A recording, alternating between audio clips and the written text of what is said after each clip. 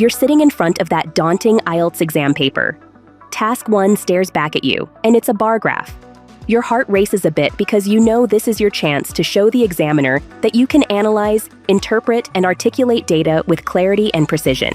But here's the question. Are you confident enough to turn that bar graph into a clear, well-structured response that could earn you a high band score? If you're even slightly unsure, this guide is exactly what you need. This is Vuku, and let's get started. Understanding bar graphs in IELTS Writing Task 1. Let's break it down. Bar graphs are a staple in the IELTS Writing Task 1. They're used to compare quantities across different categories, whether it's the number of students in various years, sales of a product across different regions, or any other measurable data.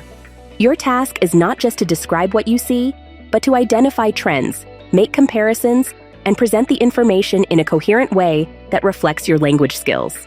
Key strategies for high scores. To tackle bar graphs effectively, you need a solid strategy. Here's how you can approach it. Identify the data type. The first step is to understand what the graph is showing you.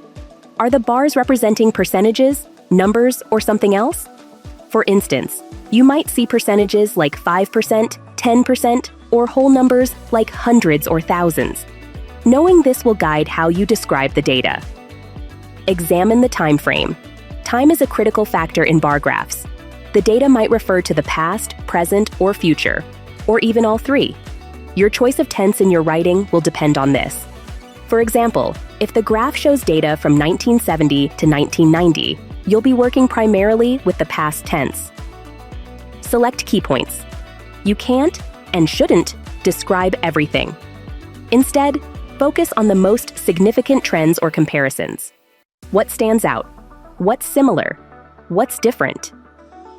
This selective approach will help you write a concise and impactful response. Describing different types of bar graphs. Not all bar graphs are created equal. Depending on what you're given, you'll need to adjust your approach. Let's look at a few scenarios. Small bar graphs. When dealing with a small bar graph, it's crucial to describe all key changes to ensure you hit the 150-word minimum. Use descriptive language to add detail. For example, instead of saying, "the graph shows," you might say, "the graph provides information about." This not only adds variety to your language, but also helps you meet the word count. Let's say the graph shows the number of students enrolling in university from 2000 to 2010, with small but noticeable increases each year. You might describe it like this. From 2000 to 2010, the number of students enrolling in university steadily increased, beginning at 50,000 in 2000 and reaching 70,000 by 2010. This gradual rise indicates a growing interest in higher education over the decade. Large bar graphs.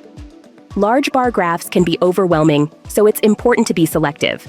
Focus on the 3 biggest figures or changes, the 2 to 3 smallest figures or changes, and any similar figures. The rest can be summarized. Imagine a graph that shows the sales of 3 different car brands, Toyota, Ford, and Honda, across 5 regions in 2020. Instead of detailing every single number, you might say, in 2020, Toyota led sales in North America, Europe, and Asia, with figures reaching over 1 million units in each region. In contrast, Ford's sales were significantly lower, especially in Asia, where they sold just 200,000 units. Honda's sales were consistent across all regions, hovering around 500,000 units. By focusing on the most significant data points, you avoid overwhelming the reader and keep your response clear and concise. Enjoying the video so far? Make sure to hit the like button and don't forget to subscribe. Multiple bar graphs. When you're faced with several bar graphs, the key is to determine how they relate to each other. Are they comparing different categories within the same time frame or showing trends over different periods? For instance, you might have 2 bar graphs, one showing the number of international students enrolling in UK universities from 2000 to 2010, and another showing the same data for Australia. Your task is to compare and contrast. From 2000 to 2010, the number of international students enrolling in UK universities rose sharply, starting at 100,000 in 2000 and reaching 300,000 by 2010. In contrast, Australia saw a slower increase, with figures climbing from 50,000 to 150,000 over the same period. Despite this, both countries experienced growth, highlighting the increasing global demand for higher education. Here, you're not just describing what each graph shows, but also comparing the data across the two graphs, which demonstrates a deeper level of analysis. Combining bar graphs with other charts. Sometimes you'll encounter a bar graph alongside another type of chart, such as a pie chart or line graph. The challenge here is to integrate the information smoothly. Let's say you have a bar graph showing the sales of 3 car brands in 2020 and a pie chart showing the market share of those brands in the same year. You might describe it like this. The bar graph indicates that Toyota led in sales with 1.2 million units, followed by Honda with 800,000 units, and Ford with 500,000 units. The pie chart corroborates this, showing Toyota with a 40% market share, Honda with 30%, and Ford with 20%. Together, these visuals highlight Toyota's dominance in the market. IELTS exam tips.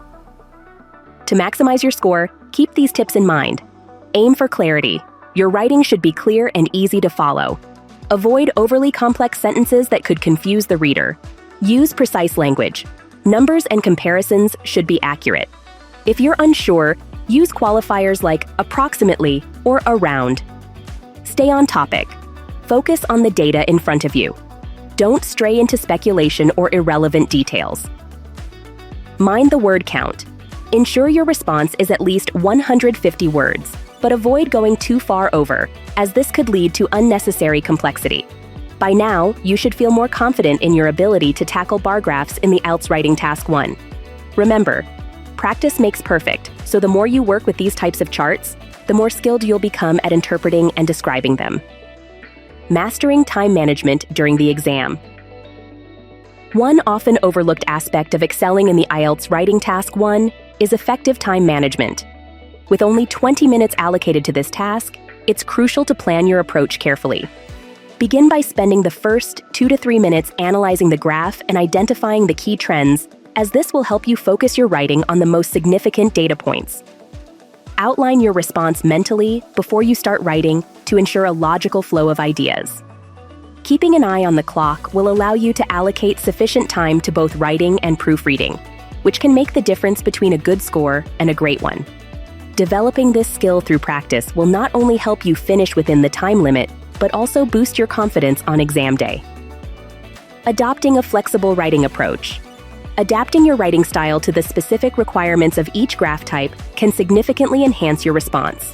For instance, if the graph highlights gradual changes over time, emphasizing words like steadily, gradually, or consistently can add precision to your description. On the other hand, if you're dealing with sharp contrasts or rapid shifts, stronger terms like dramatically, significantly, or suddenly will create a more accurate picture. This adaptability shows your ability to tailor your language to fit the context, which is a key indicator of proficiency in the IELTS exam. Practicing with a variety of graph types will enable you to refine this skill, ensuring that you can quickly switch your approach to match the demands of any task you face. If you found this guide helpful, don't forget to like this video, subscribe to Vuku for more IELTS tips, and drop a comment below if you have any questions or topics you'd like us to cover. Your success in the IELTS exam is just one well-prepared bar graph away.